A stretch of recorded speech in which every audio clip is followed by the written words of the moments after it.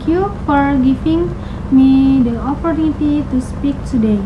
In this presentation, I will discuss strategy in action, which focus on how organization turn strategic plans into real measurable results.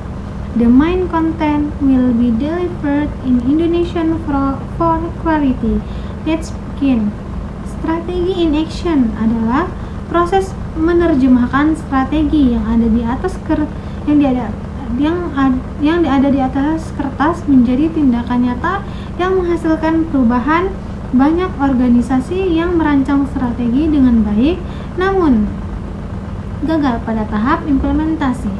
Oleh karena itu, keberhasilan strategi tidak hanya tergantung pada ide besar, tetapi pada sejauh mana strategi tersebut dapat dioperasionalkan pada proses kerja sehari-hari. Terdapat 4 pilar penting yang menentukan keberhasilan implementasi strategi. Yang pertama yaitu ada klarifikasi tujuan. Nah, di mana setiap strategi itu harus dimulai dengan tujuan yang jelas, spesifik, dan dapat diukur agar semua orang memahami arah yang ingin dicapai. Nah, yang kedua yaitu ada rencana aksi yang terukur, di mana rencana ini harus diterjemahkan menjadi langkah-langkah operasional yang memiliki indikator kinerja atau KPI, timeline, dan penanggung jawab. Yang ketiga yaitu ada eksekusi yang konsisten, di mana kita harus disiplin dalam menjalankan rencana adalah kunci, di mana ini juga termasuk pengelolaan sumber daya, komunikasi antar tim, dan fokus terhadap prioritas. Yang keempat yaitu ada evaluasi dan penyesuaian, di mana yaitu strategi yang baik harus fleksibel. Nah, evaluasi ini berkala memungkinkan organisasi memperbaiki pendekatan ketika menemukan hambatan atau perubahan kondisi. Next, yang berikutnya yaitu ada contoh penerapan. Nah, kasus yaitu ada pada perusahaan retail. Nah, misalnya sebuah perusahaan retail ingin meningkatkan penjualan hingga 20% dalam 6 bulan. Nah, tujuannya itu untuk peningkatan penjualan 20%. Adapun rencana aksi untuk meningkatkan aktivitas promosi di media sosial.